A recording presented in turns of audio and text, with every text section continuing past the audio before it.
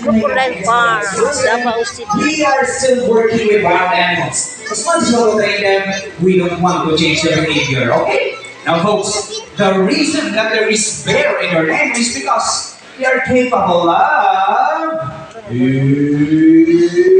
standing up their two hands. And habang pinapagitan na ni Uno. Now guys, fun fact pala about Palawan Bearcat, their poop and their feet actually smells like fresh popcorn. Yes po, pero syempre wag lang natin silang lapitan ha, mga makagat pa tayo, magka-issue pa tayo. But we promise you guys, their poop and their feet actually smells like fresh popcorn. Omnivorous po pala po sila, kumakain sila ng gulay, prutas at karne. At ngayong umaga kuya ngayon, pinapakain mo kayo, pakita mo sa kanila kuya. Ano yan folks? Saging or bananas, which are fruits. Once again, omnivorous sila ha. May tanong ako sa inyo, anong klaseng hayop ang kumakain ng herbs or grasses? Herbivore, correct. How about carne or meat? Carnivores. How about herbs, grasses, at carne? Omnivores. Ito, last question. Anong klaseng hayop ang kumakain ng fruits or prutas? Kasi fruit salad. Sino nagsabi ng fruit? Si Sir AJ, ikaw nagsabi ng...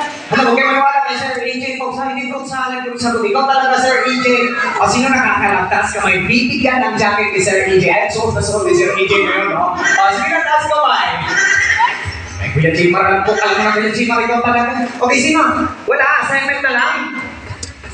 Okay, so sige, tuturuan natin siya. Kuya, kami yun, kuya. Let's have the audience. Huwag kang matakot, tuturuan natin sila. Ako lang po, hindi ako nangatak. Alright, dito tayo.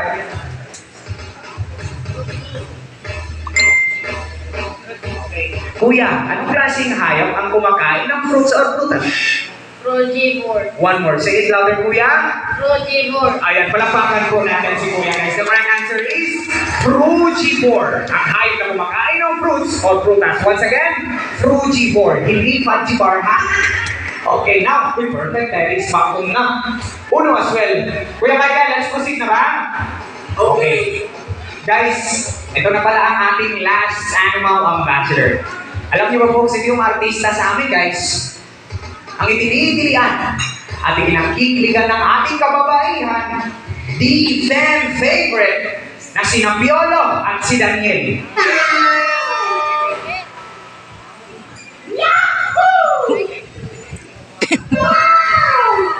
Piolo? Daniel? Jan Lloyd?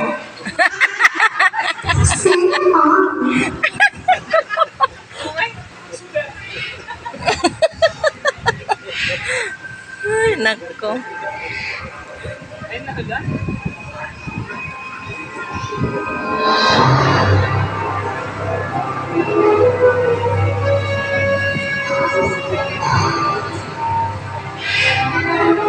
Kuya Michael, ba't hindi kayo nagsabi sa akin na mas maaga para makapag-prepare ako sa kanila ngayon talaga? Pinagpapawisan ako dito mga kuya.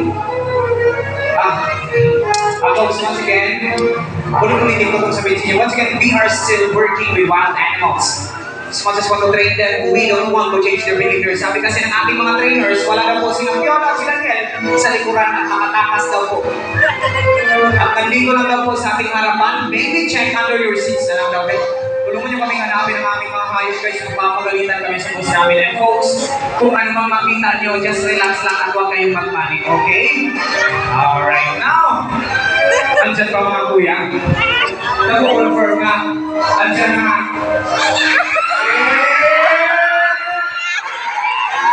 Ayun ba? And there you go. Alright. Diba? Sa mga kuya, tinitilian. Ang pinakikita ng ating kababaihan, the very favorite na sina Piolo at sina Nilomang Ganda, ang pagkamalakaan.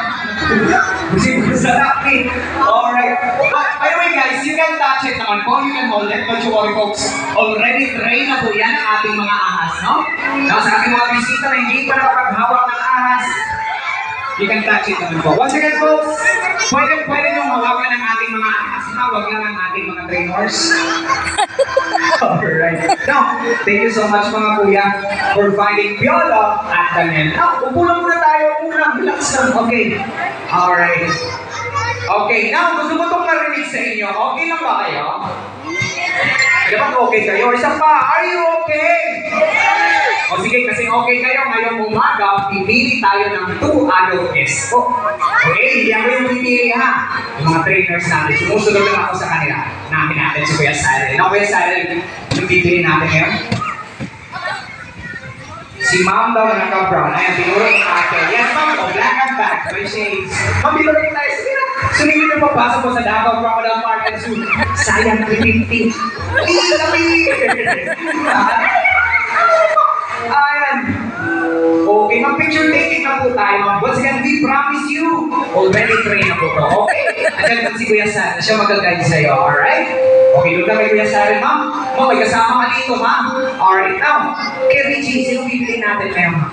Ay, ako, may kumalo. O si ma'am daw, naka-brown din. O, naka-jacket na brown. Okay, dito po tayo, ma'am. Okay? Ma'am, marami kayong likes na matatanggap dito. Yes po, naka-likes pa tayo ngayon, Kuya Dexter. Perfect po naka-likes. Di ba po ng internet?